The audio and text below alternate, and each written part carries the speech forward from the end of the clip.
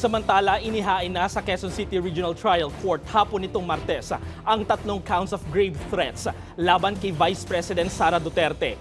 Ayon sa Department of Justice, nag-ugat ang mga ito sa reklamong inihain ng National Bureau of Investigation matapos ang mga pahayag ni VP Sara sa isang Zoom interview noong nakaraang taon.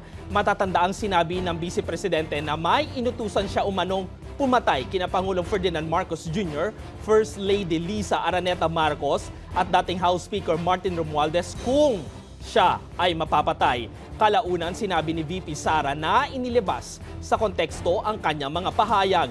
Ayon sa DOJ, nakakita ang mga prosecutor ng prima facie evidence with reasonable certainty of conviction para isampa ang grave threats cases na ginawa umano sa pamamagitan ng cyberspace.